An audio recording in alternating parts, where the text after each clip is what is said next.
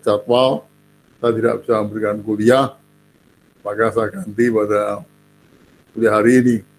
Dan saya terima kasih pada saudara telah bersedia untuk kuliah pada weekend yang harusnya saudara libur, namun saudara menyempatkan diri untuk kuliah pada hari ini. Sebagaimana kesempatan kita, silakan Anda menghidupkan kamera untuk selanjutnya kita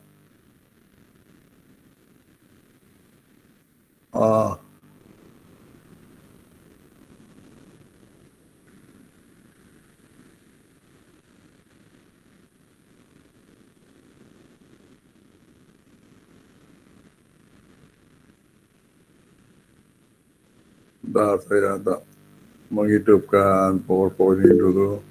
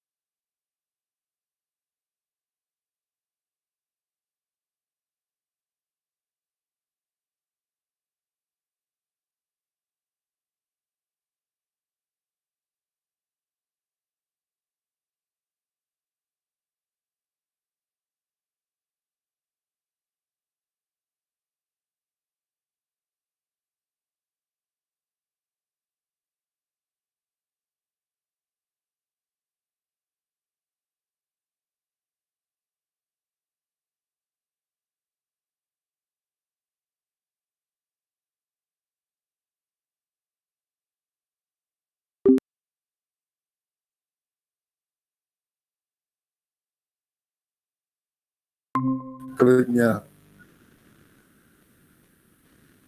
Oh, jadi saya lupa saya. Yang ada icon panah itu, Pak. Yang bagikan layar. Yang mana? Yang panah yang masa cari. Biasanya saya pakai ini udah familiar, jadi tadi pakai Zoom ganti pakai Google Meet kok jadi. Untuk share screen di bagian bawah itu kan ada beberapa icon. Betul, udah ketemu. Sudah. Terima kasih. Ya. Oke. Sudah kan? Sudah nama ya? Sudah. Oke. Baik, saya kemarin sudah bicara tentang pendahuluan, sekarang kita bicara materi. Kontrak sudah dari materi ada metodologi, kita sudah bicara. Apa itu metodologi penelitian? Metodologi sendiri dari dua suku kata, yaitu metode dan logi. Metode adalah suatu alat, sedangkan logi adalah suatu ilmu penelitian. Suatu ilmu. Jadi ini adalah kita bicara tentang alat. Alat apa? Alat tentang penelitian. Penelitian sendiri itu apa? Penelitian adalah suatu kegiatan untuk mencari jawaban atas permasalahan yang dihadapi. Ini penelitian. Ini core utama. Ini utamanya. Penelitian itu pasti ada suatu permasalahan. Orang tanpa permasalahan tidak akan mungkin melakukan suatu penelitian. Artinya permasalahan yang memerlukan suatu jawaban. Nah, manakala mencari jawaban, itulah suatu penelitian. Jadi dikatakan, penelitian itu ada suatu permasalahan dulu, di mana permasalahan itu memerlukan jawaban, dan cara mencari jawaban itulah, usaha mencari jawaban itulah yang disebut dengan penelitian. Dan penelitian ini dilakukan oleh setiap manusia. Manusia dalam berkehidupan, itu selalu melakukan penelitian. Penelitian apa? Penelitian untuk mencari jawaban dari suatu permasalahannya. Itu. Baik sadar atau tidak sadar, seorang yang mempunyai seseorang dalam kehidupannya, itu selalu melakukan penelitian. Pasti tidak sadar melakukan suatu penelitian. Satu contoh apa? Satu contoh adalah ibu kita atau ART kita. Ibu kita atau ART kita itu setiap hari secara tidak sadar beliau penelitian apa? Coba. Apa? Setelah tidak sadar, ibu kita atau ART kita itu setiap hari itu selalu melakukan penelitian. Karena dia setiap hari ada suatu permasalahan yang dihadapi. Ada permasalahan yang dihadapi dan untuk mencari jawab. Dan permasalahan itu menghendaki jawaban. Maka dia melakukan suatu penelitian. Suatu kegiatan untuk mencari suatu jawaban atas permasalahan. Dan kegiatan itu dilakukan dengan metode, dengan cara-cara yang diakui secara universal. Dengan cara seperti itu. Itu diakui secara universal. Artinya apa? Artinya permasalahan yang dari setiap permasalahan seperti itu, metodenya yaitu metodenya. Siapapun yang menghadapi permasalahan seperti itu, ya itu anunya. Itu adalah ya caranya. Itulah langkah-langkahnya. Itulah kegiatannya untuk dari jawaban. Apa ayo? Kan contoh di mana selalu kegiatannya seperti itu. Dan itu diulang-ulang dan itu dilakukan oleh orang banyak. Dengan cara yang sama, manakala permasalahannya adalah sama dan permasalahan yang dihadapi ibu kita. Oleh karena itu, cara di sinilah ya dengan metode penelitian.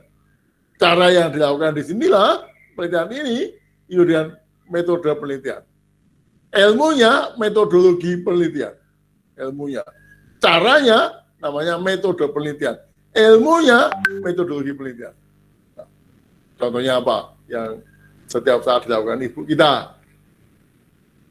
Apa? Tidak apa ya Mbak, apa? Contohnya kayak penelitian harga-harga barang makanan Pak yang dikonsumsi sehari-hari. Kan biasanya ibu-ibu suka penelitian tuh di toko A segini, toko B segini, terus dikomparasi. Oh ya, window shopping itu ya. Ya, itu tidak hanya ibu, sampean pun juga seperti itu kan. Sampean pun juga seperti itu. Tapi cara untuk menentukan harga tidak banyak juga yang tidak seperti itu. Ada juga ibu-ibu yang cara melihat harga-harga ya kan dari satu kebutuhan, dari satu tertentu dia tidak perlu ke window shopping, bisa juga. Tapi ada cara yang tidak dapat dilepaskan, pasti seperti itu. Pasti, dan itu bagus. Siapapun permasalahan yang dihadapi itu, dalam kehidupan rumah tangga, ada metode penelitiannya, ada metode, ada caranya. Dan cara ini dipakai untuk memecahkan permasalahan ini. Jadi setiap permasalahan yang ada di rumah tangga saya, rumah tangganya Prof siapa, mencari jawabannya sama. Apa contohnya yang dalam kehidupan kita sehari-hari? Izin menjawab, Pak. Iya, apa? Contohnya ketika kita masih kecil, ibu pasti akan bertanya kepada orang yang lebih ahli untuk cara pengobati anaknya, bertanya kepada ibunya lagi atau bertanya kepada dokter gitu, Pak. Oke, ya salah satunya itu. Dan lagi yang sering kita lakukan tidak sadar, Pak. Tidak sadar itu penelitian itu yang dilakukan di ibu kita, yang dilakukan oleh ART kita, itu penelitian yang menggunakan kegiatan yang sudah terstruktur. Kegiatan yang baku, dia tidak akan lepas, pasti melakukan seperti itu. Apa? Ayo, saudara, mungkin saudara juga pada waktu membantu memecahkan permasalahan yang dihadapi oleh ibu saudara kan pun akan melakukan hal yang sama kalau yang diminta untuk memecahkan itu ART saudara. Pada waktu yang diminta memecahkan masalah yang dihadapi ibu itu ART-nya, itu caranya akan sama dengan apa kalau yang diminta oleh saudara. Sangat spesifik toh. Istri saya punya permasalahan ingin yang dihadapi. Permasalahan ini minta tolong pada ART rumah tangga saya. Tolong ini, penelitian, tolong untuk mencari jawabannya. Yang dilakukan ART saya, ART rumah tangga kami, akan sama manakala istri saya minta tolong pada anaknya. Contohnya apa? Itulah yang dikatakan inilah metode penelitiannya di sini. Di sini. Saya mau menjawab Pak. Iya, Bo. Ya, coba. Masak mungkin Pak, itu kan rasa itu kan dikasih ke orang lain, ini rasanya gimana gitu Pak, mungkin. Iya, orang ingin mencari tahu jawaban kurang asin atau kurang manis dari suatu masakan. Sama enggak untuk menentukan itu kurang asin, kurang manis yang dilakukan oleh ART sampean dengan sampean sendiri? Sama enggak? Pasti sama. Iya kan? Pasti Anda mengambil apa mendatangkan. Nah itulah. Ini diakui, cara ini diakui, sudah diakui. Ini perlu penelitian untuk mencari jawaban. Jawabannya hanya dua. Oh kurang atau lebih atau pas. Nah, tidak ada cara lain. Yang sangat sederhana. Nah, cara ini penelitian inilah suatu kegiatan mencari jawaban. kegiatan ini kegiatan yang sudah bersifat universal. Artinya apa, kegiatan itu sudah diakui ya harus seperti itu. Kalau tidak seperti itu nggak boleh, bukan namanya bukan penelitian. Contohnya kalau minta pada saudara, tolong dicicipi kurang asin atau kurang gula, saudara ambil satu piring, itu bukan penelitian lagi. Iya kan? Akan dijawab, nggak seperti itu. Karena caranya inilah yang harus tepat. Pasti nggak seperti itu namanya bukan mencicipi. Itu mengambil makanan. Mengambil sudah untuk dimakan. Kalau mencicipi ya caranya seperti itu. Itulah metode penelitian. Jadi metode penelitian itu satu kegiatan, satu cara untuk mencari jawaban dari suatu permasalahan yang dihadapi, dan kegiatan atau cara itu sudah diakui secara universal. Orang melakukan penelitian ya seperti itu. Nanti saya berikan contoh. Ini belum tapi tidak apa, saya berikan contoh. Kita mengenal dua jenis penelitian. Ada jenis penelitian dokumenter atau kepustakaan, ada jenis penelitian lapangan. Datanya dokumenter itu datanya sekunder, kalau kepustakaan atau lapangan namanya data primer. Orang penelitian itu apa? Mencari data. Untuk apa? Untuk menjawab. Manakala mencari data primer atau lapangan, tentu tidak akan sama untuk mencari data sekunder atau data kepustakaan. Objeknya lain, tapi datanya yang dicari sama, data sekunder, caranya pasti sama. Itulah metode penelitian. Itulah penelitian. Objeknya lain, tapi datanya sama, data primer, pasti caranya sama. Pasti yang dicari sama. Sama saja. Tidak akan mungkin dia mencari lain. Contohnya, manakala penelitian itu penelitian lapangan, datanya primer, maka dia pasti mencari namanya responden. Sudah. Kalau penelitian lapangan, jenisnya penelitian lapangan, tapi kita tidak menemukan responden, tidak ada data responden, itu penelitian yang tidak benar. Karena dalam suatu penelitian dia sudah diajarkan penelitian lapangan seperti ini, langkahnya seperti ini, penelitian dokumenter seperti ini. Nah inilah penelitian. Jadi penelitian itu suatu cara, satu kegiatan mencari jawaban dari suatu permasalahan. Penelitian itu muncul manakala ada suatu permasalahan. Tidak mungkin suatu penelitian tanpa suatu permasalahan. Jadi harus ada permasalahan dulu. Itulah yang selalu diminta dalam membuat suatu tugas akhir, nah itu skripsi, tesis, atau disertasi. Pertama, buat permasalahan dulu. Cari permasalahan dulu. Dari permasalahan itu, maka akan dilihat metodenya apa. Metodenya apa. Karena setiap permasalahan akan muncul. Itu permasalahan itu masuk dalam lapangan, itu adalah untuk mencari data sekunder atau data primer. Manakala mencari data sekunder, data primer, maka akan muncul caranya seperti apa. Nah itulah dikatakan bahwa metode penelitian itu muncul karena ada permasalahan. Harus wajib punya permasalahan. Tanpa satu permasalahan tidak akan mungkin ada suatu penelitian. Sebagai contoh, Anda secara tidak langsung window shopping ke masing-masing mall, ke beberapa mall, untuk itu kan ada masalah. Karena apa? Karena uangnya cekak, untuk membeli sesuatu tidak cukup, maka dicari mana yang ada diskon. Ini satu masalah, satu problem. Jawabannya apa? Jawabannya tadi mana yang kemudian menguntungkan. Ini metode penelitian. Inilah suatu penelitian. Nanti saya katakan bahwa metodologi itu adalah metode. Metode itu cara atau prosedur Dan logi adalah ilmu.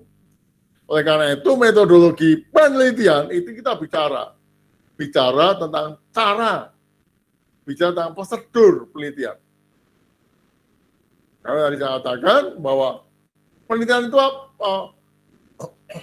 apa sih? Penelitian itu adalah orang mencari jawaban. Dalam bahasa ilmiahnya penelitian itu hanya satu, mencari data. Data itu apa? Data itu akan diolah menjadi satu jawaban. Orang mencari data itulah sebenarnya penelitian. Manakala mencari data diperlukan cara-cara yang sudah diakui, data yang sudah diakui oleh dunia akademik. Contoh, saya melakukan penelitian dengan cara observasi, bahasa nanti. Manakala saya melakukan observasi itu ada tata cara mencari data dengan prosedur tertentu. Oleh karena itu di dalam review penelitian saya tanya, bagaimana Anda melakukan observasi? Karena di situ ada lihat metodenya benar apa tidak. Nah, ini disebut dengan inilah metodologi penelitian. Jadi sekali lagi, metodologi penelitian dari metode adalah cara atau prosedur, logi adalah ilmu. Jadi metodologi penelitian, ilmu atau cara atau prosedur untuk suatu penelitian.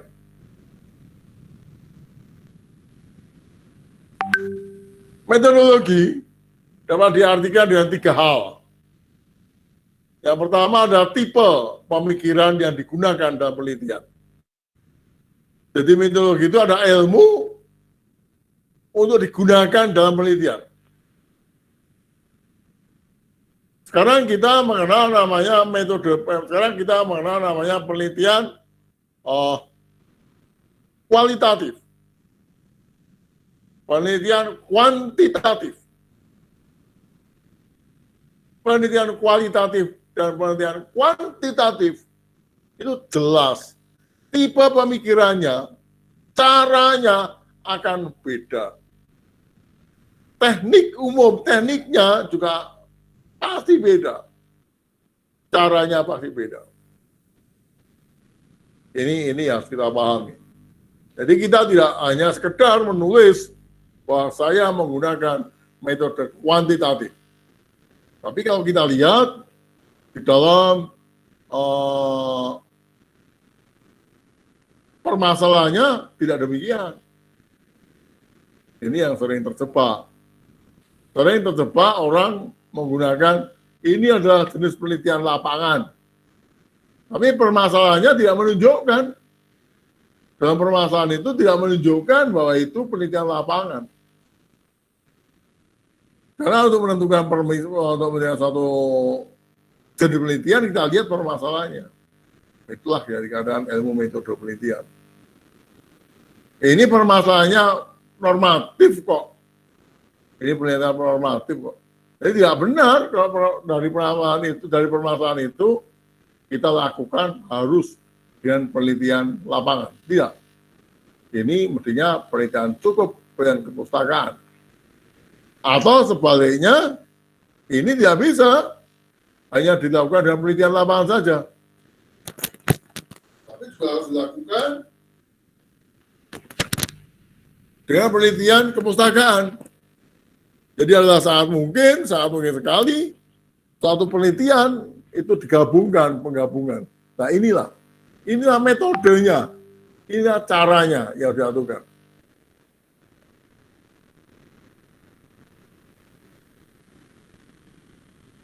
Metode penelitian dapat juga disebut dengan research. Itu kembali, search itu mencari kembali. Metode penelitian itu adalah mencari kembali apa? Mencari kembali data yang ada. Ini. Oleh karena itu secara singkat, Penelitian adalah suatu kegiatan untuk mencari jawaban atas permasalahan yang dihadapi. Jadi sekali kembali, keulang tadi seperti saya sampaikan, untuk suatu penelitian itu harus mutlak ada permasalahannya. Oleh karena itu, suatu hal yang sangat sering terjadi, manakala orang penelitian ditanya, apa permasalahanmu? Permasalahanmu itu apa? Dari permasalahan itu akan kelihatan, oh, metode penelitiannya apa. Kita bicara dalam konteks hukum, kita ada penelitian doktrinal dan penelitian non-doktrinal. Ini kedua penelitian yang berbeda. Penelitian doktrinal itu penelitian tentang asas, penelitian tentang norma atau aturan, penelitian tentang nilai. Manakala penelitian kita bicara tentang penelitian norma, bicara tentang peraturan-peraturan, bicara tentang asas-asas, akan beda dengan bicara tentang non-doktrinal. Non-doktrinal itu adalah bicara tentang apa? Hukum dalam realitanya. Hukum dalam realitanya. Dalam ilmu hukum, kita mengenal namanya law in the book. Namun di samping itu juga ada law in action. Law in the book itulah yang masuk dikategorikan dalam penelitian doktrinal. Law in the book itulah disebut dengan penelitian kepustakaan. Yang disebut dengan penelitian normatif. Itu bahasa banyak sekali bahasanya. Penelitian doktrinal, kepustakaan, normatif. Yuridis normatif. Sedangkan penelitian non-doktrinal, itu penelitian yang bersifat empiris. Law and action, bagaimana hukum itu berlaku di masyarakat. Bagaimana masyarakat itu memberlakukan aturan hukum itu. Inilah. Ini penelitian. Dan itu selalu muncul dari suatu permasalahan yang ada. Sekali lagi, kata kunci dari penelitian itu selalu ada permasalahannya. Penelitian tanpa suatu permasalahan, penelitian tidak dapat dilakukan. Jadi penelitian tanpa permasalahan tidak dapat dilakukan. Orang melakukan penelitian mutlak harus ada permasalahannya. Oleh karena itu, sejak awal saya sampaikan pada saudara yang akan menulis tugas akhir dalam bentuk skripsi, buatlah permasalahannya. Saudara sudah mereka apa permasalahan saya? Apa permasalahan yang akan saya tulis di dalam skripsi saya? Ini saran saya. Dari awal sudah tahu. Carilah permasalahannya. Dari permasalahan ada, kemudian kita bisa membuat judul penelitiannya. Jangan dibuat judulnya lebih dulu. Lebih enak buat permasalahannya dulu. Permasalahannya apa? Apa yang Anda lihat di masyarakat? Anda lihat di realitanya, maka kita dapat membuat satu judul. Oh, itu lebih tepat dari judul ini. Dan judul itu nanti akan menunjukkan ini adalah penelitian apa? Penelitian normatif, penelitian doktrinal, atau juridis normatif, atau penelitian juridis empiris, atau sosiologis. Karena kedua penelitian ini harus berbeda. Cara penelitiannya, metode penelitiannya. Baik, saya lanjutkan.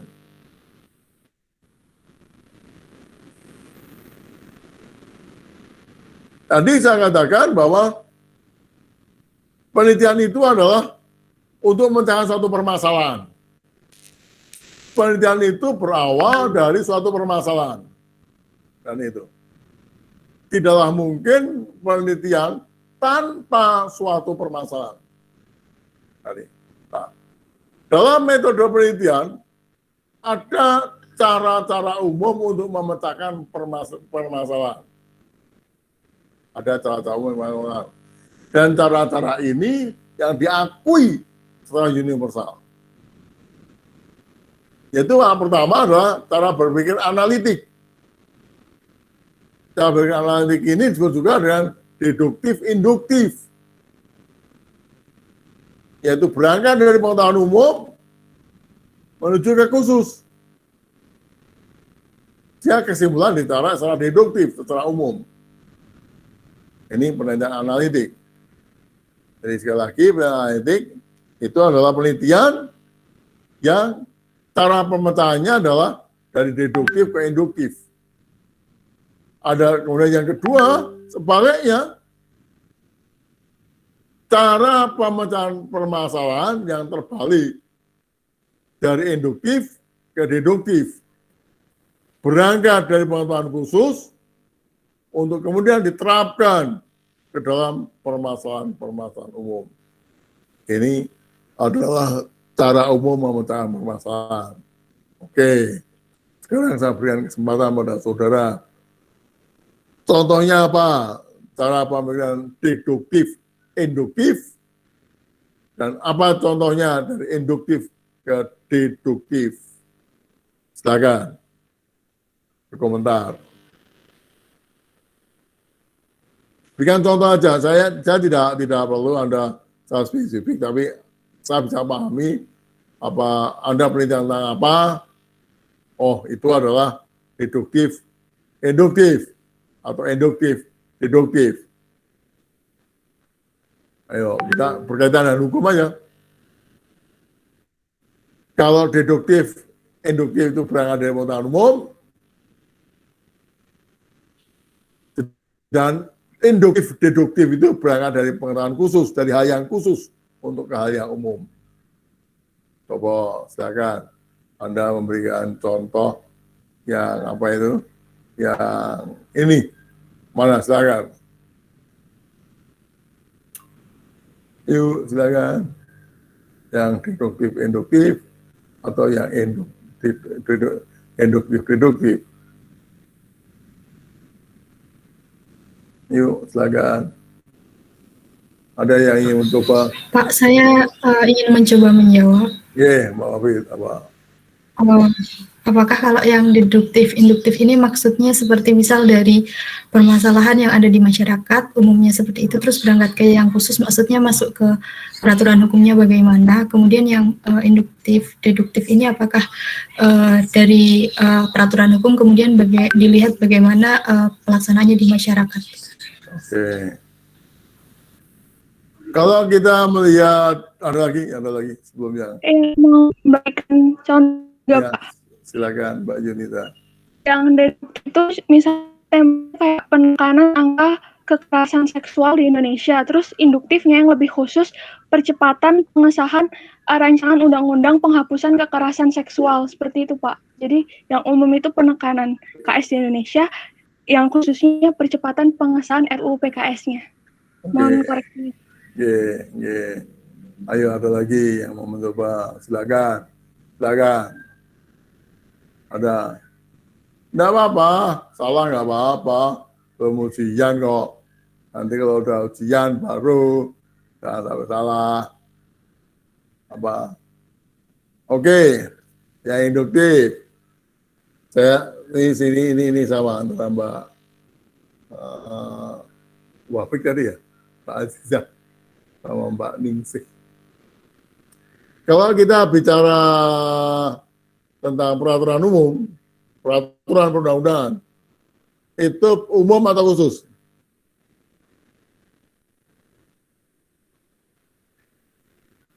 Apapun peraturan perundang-undangannya. Kalau kita bicara tentang peraturan perundang-undangan, itu umum atau khusus? Secara umum aja, apa? Pengetahuan umum. Ya, itu adalah umum. Tapi kalau kita bicara tentang putusan, itu umum atau khusus? Khusus. Gitu. Itu aja. Jadi umum dan khusus itu kita karena kita orang hukum, Kalau kita melihat satu kasus apapun kasusnya, baik itu dari putus atau belum, itu adalah peraturan, itu adalah induktif. Itu khusus. Kalau itu adalah kasuistis, itu adalah suatu hal yang bersifat induktif. Tapi kalau itu berupa peraturan, maka itu adalah deduktif. Jadi kalau kita punya masalah bagaimana kasusnya ini terhadap peraturan, maka itu adalah induktif ke deduktif. Tapi kalau peraturannya seperti ini, bagaimana pelaksanaannya, itu ada deduktif, induktif. Kembali lagi, karena kita orang hukum, maka yang menjadi pegangan adalah peraturan undang-undang, peraturannya. Kalau kita melihat peraturannya lebih dulu, untuk dikaitkan dengan suatu kasus, peraturannya lebih dulu dikaitkan dengan suatu kasus, maka karena ini peraturannya lebih dulu, maka ini deduktif. Mau ditambah dengan kasus, maka kasus ini induktif. Tapi sebaliknya, kalau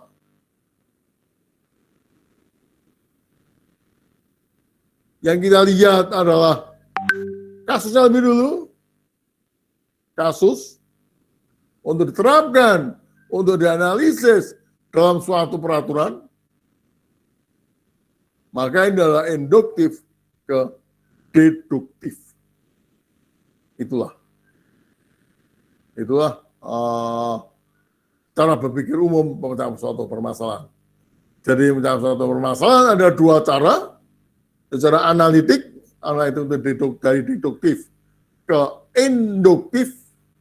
Yang kedua ada cara sintetik, yaitu dari induktif ke deduktif. Ini kembali lagi bahwa penelitian tidak lepas dari bagaimana cara kita memecahkan suatu permasalahan. Bagaimana sih permasalahan itu? Apa yang akan kita gunakan? Tadi saya katakan bahwa metode penelitian itu bersifat universal, maka tinggal kita berpikir secara analitik atau sintetik. Di mana Pak itu dapat kita lihat? Itu sebenarnya dapat dilihat di rumusan masalahnya. Dalam kerangka kita menentukan itu,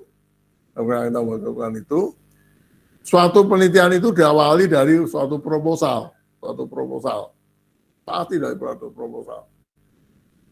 Suatu penelitian pasti akan menunjukkan apa rumusan masalahnya. Nah, dari rumusan masalah yang ditunjukkan dalam bahasa metode penelitiannya dari suatu masalah yang diangkat, kita akan tahu, oh ini penelitian apa so?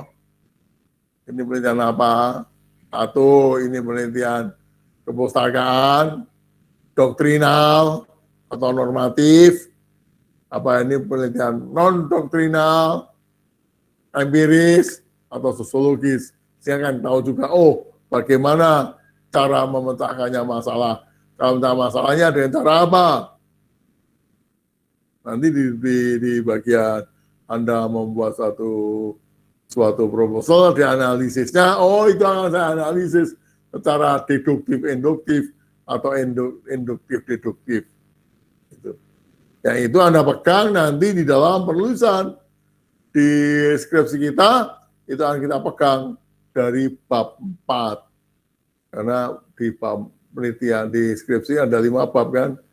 Bab 1 adalah pendahuluan, bab 2 adalah tinjauan pustaka, bab 3 adalah metode penelitian, bab 4 hasil penelitian dan pembahasan, bab 5 adalah kesimpulan.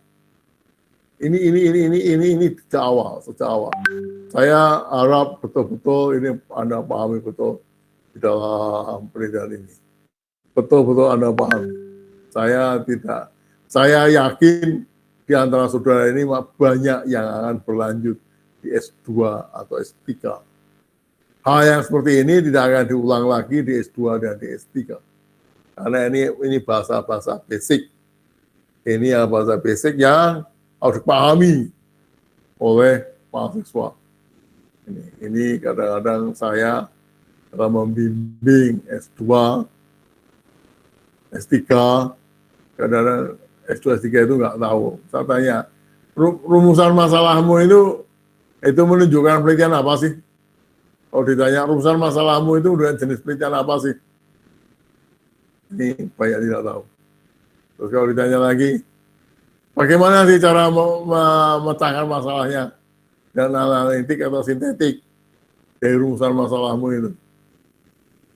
Karena di dalam rumusan dalam proposal harus jelas. Nanti di analisisnya harus jelas, di bab analisis ini yang dipakai apa. Karena itu menentukan kalau di S1 ya belum begitulah.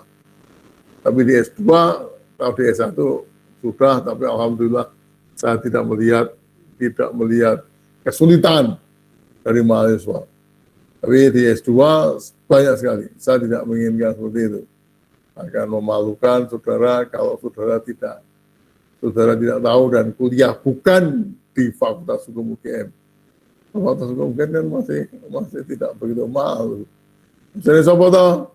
Dosennya Pak Joko. Ya sudah.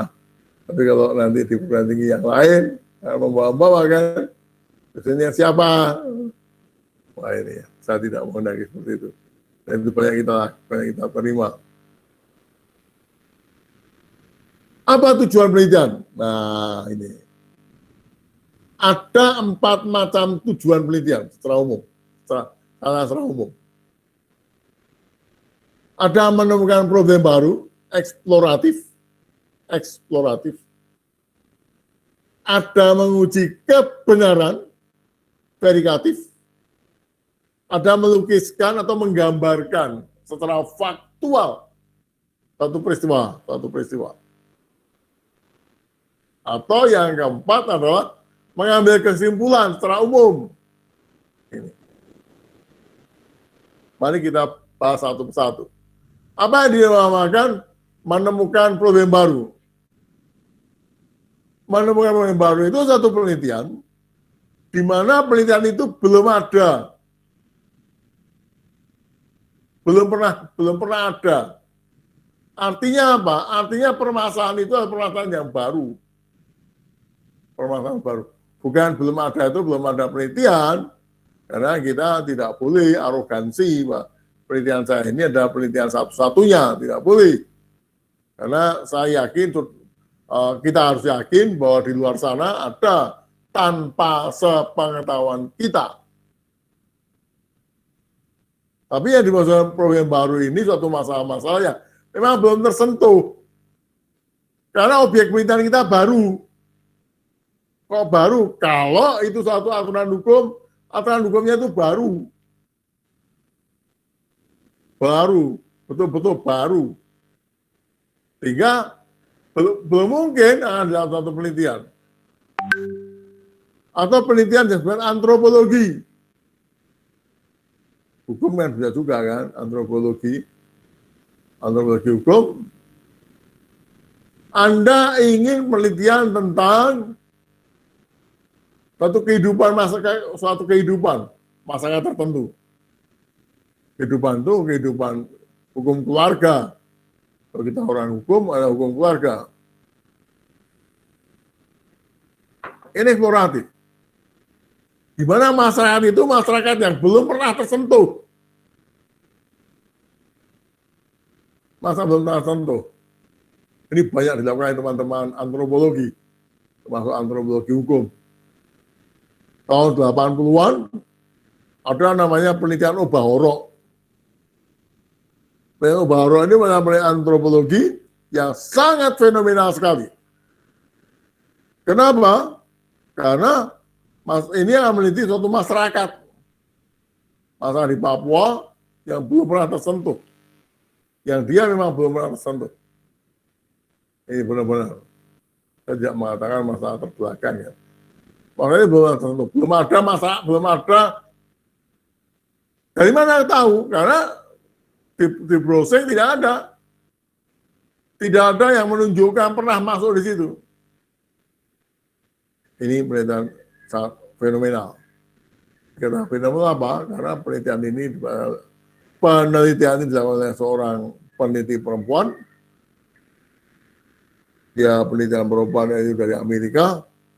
Dan karena dia ingin penelitian in-depth itu sangat mendalam, dan observasi, nah, yang cara lainnya, observasi dia yang mendalam.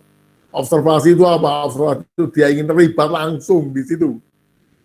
Jadi nggak benar, observasi itu hanya mengamati saja. Tidak benar, observasi itu namanya observasi. Dia terlihat. Tapi teman-teman di Fakultas Hukum, observasi itu kadang-kadang cuma datang ke kantor melihat aturannya seperti apa. Itu bukan observasi. Observasi itu terjadi dari awal sampai akhir. Kalau kita bicara peraturan, dari peraturan itu dibuat sampai dengan dilaksanakan. Nah, karena itulah disebut dengan observasi. Tadi saya sebutkan bahwa seorang Amerika tadi akhirnya dia kawin dengan kepala sukunya, kepala suku Baoro itu. Kenapa? Dengan kawin dengan kepala suku itu dia bisa in-depth. Dia bisa melihat ya secara langsung kehidupannya. Yang kedua, menguji kebenaran, verifikatif. Menguji kebenaran. Ini banyak dilakukan oleh peneliti-peneliti sosial, di mana sudah ada teorinya. Ada teori lebih dulu. Ada teori yang mengatur. Ada teorinya. Dia akan menguji kebenaran teori itu. Tentunya peneliti harus benar-benar menguasai teori. Menguasai teori itu. Apa teori sosial. Misalnya Marx, teori Marx. Ya, teorinya. Yang ketiga adalah deskriptif. Deskriptif itu apa? Deskriptif itu adalah suatu penelitian yang hanya ingin memaparkan, menggambarkan secara faktual. Secara faktual apa yang terjadi di lapangan. Nah, ini yang paling banyak dilakukan oleh mahasiswa Fakultas Hukum UGM. Fakultas Hukum lah. Banyak mahasiswa Fakultas Hukum untuk S1 itu yang melakukan dengan deskriptif. Dia hanya menggambarkan saja. Bahkan tidak hanya S2, S1, S2 itu masih banyak yang deskriptif. Dia hanya melukiskan, menggambarkan suatu peristiwa hukum secara faktual. Yang tiga, mengambil kesimpulan dari pengamatan. Saya akan menyampaikan bahwa tujuan penelitian yang deskriptif ini bukan penelitian yang apa itu, yang kelasnya kelas bawah, enggak. Ini saya jangan menepis itu. Karena nanti di apa itu, di tetangga kita akan mencibir penelitian kok deskriptif. Loh, tidak gampang untuk mengambil suatu deskriptif. Kalau itu adalah penelitian tentang lapangan, sangat sulit. Coba bayangkan, kalau saudara penelitian tentang penyebab perceraian atau penyebab bertambahnya angka perceraian, secara tujuannya penelitian apa, deskriptif itu menggambarkan. Gampang, saya katakan sangat sulit sekali. Kenapa? Karena ini suatu penelitian lapangan, di mana di mana memberikan responden. Responden itu apa? Responden itu pelaku. Siapa pelakunya? Pelakunya orang yang pernah cerai. Apa gampang cari itu? Ini suatu hal yang sangat sulit. Jadi jangan kemudian diremehkan, penelitian deskriptif itu suatu penelitian yang sangat mudah. Tidak. Karena suatu saat kita akan terhambat dalam mencari datanya. Itulah yang di dalam metode penelitian dikatakan suatu permasalahan itu baik, suatu permasalahan sangat faktual, namun harus diperhatikan juga cara pengambilan datanya. Karena tidak setiap penelitian yang baik akan mudah dari cara pengambilan datanya. Yang keempat adalah cara pengambilan kesimpulan. Ini tentunya dilihat dari pengamatan. Orang yang melakukan pengamatan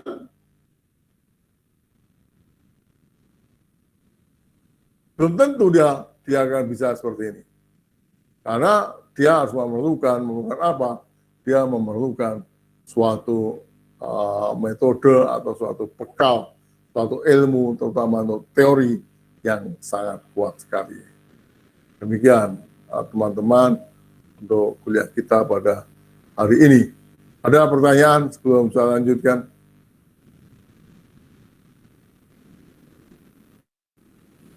Baik, kalau tidak ada... Pak, izin bertanya. Silakan, Mbak.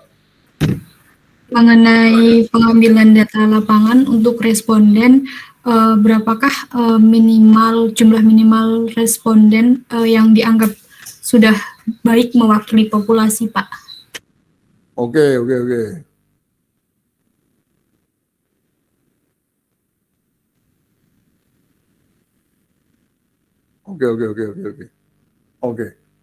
Memang ada suatu dulu zaman saya masih belajar dengan metode penelitian, ada ukuran-ukuran tertentu untuk menentukan bagaimana validitasnya untuk menentukan jumlah responden. Ini pertanyaan yang baik sekali. Tapi tidak ada satu literatur pun, tidak ada satu pendapat pun yang menyatakan ada batasan tertentu untuk menentukan jumlahnya berapa. Oleh karena itu, di dalam metode penelitian, berapa jumlah responden? Jumlah responden itu ditentukan karena kejenuhan dari jawaban responden. Responden mungkin cukup 5 bisa, tapi ada juga sampai 10 atau lebih. Kalau sampai 5 sudah jenuh, cukup kita hentikan. Karena suatu penelitian itu dibatasi oleh beberapa hal. Pertama, yang utama ini, dibatasi dengan waktu, jelas. Penelitian apapun, itu ada batas waktunya. Yang kedua, dibatasi dengan pembiayaan. Karena makin lama kita di lapangan, tentunya akan membengkak pembiayaannya. Oleh karena itu, biasanya kami peneliti ini, kelihatan jenuh-jenuh itu apa? Jenuh itu manakala jawaban yang ketiga, keempat itu sudah sama dengan jawaban sebelumnya, itu sudah jenuh. Kita sudah mengambil 3 di atas, misalnya kita mengambil responden 6 sama dengan yang 5 sama dengan yang 4, 5 sama dengan 5 sama dengan 4, sudah kita hentikan. Kita sudah 3 tahap di atas, kita hentikan. Kita mengatakan jenuh itu. Kenapa? Karena nanti dikhawatirkan pada yang ke-7 akan sama. Mana sama untuk apa artinya? Itu hanya akan memperpanjang waktu, akan memperpanjang biaya. Maka saya katakan, menurut saya, karena ini tidak ada ukurannya. Sepanjang sudah jenuh, data kita sudah anggap cukup, ya sudah. Baru kalau ada ditemukan data baru.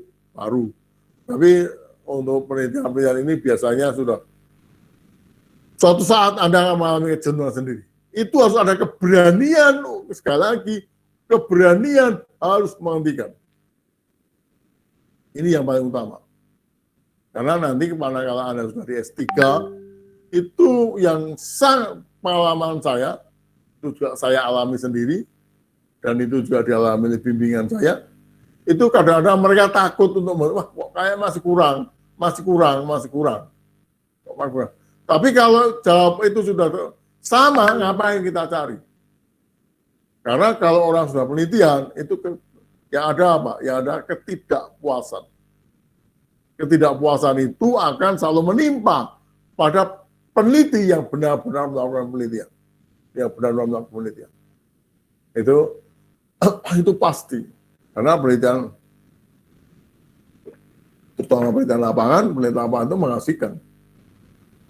Sangat mengasihkan lapangan itu. Namun kita harus tahu itu. Saya lebih dari 30 tahun di hukum adat. Saya mengenal dari Sabang sampai Merauke. Saya yang belum saya belum masuk. Belum masuk itu di daerah Aceh, saya belum masuk.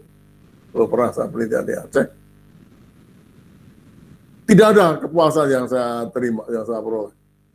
Tapi saya harus berani mengakhiri penelitian itu. Meskipun saya mengatakan, ini belum lah. Tapi karena kok gini terus, sama. Maunya mencari yang lain. Akhirnya sama, ya harus saya hentikan. Demikian Mbak, saya. Oke, ada lagi? Tidak, kalau tidak, terima kasih. Terima kasih Pak. Oke, terima kasih juga atas kuliahnya hari ini. Dan nanti kita kembali pada hari jadwal reguler yang seperti biasa. Insya Allah dari hari-hari reguler itu bisa memberi kuliah. Sekian, terima kasih. Selamat siang, selamat beristirahat. Salam sehat untuk kita semua. Semoga kita selalu dalam lindungannya. Sekian, terima kasih. Selamat siang, salam sehat. Terima kasih Pak Joko. Terima kasih banyak Pak. Terima kasih Pak. Terima kasih. Saya live ya dari pertemuan ini ya. Oke Pak.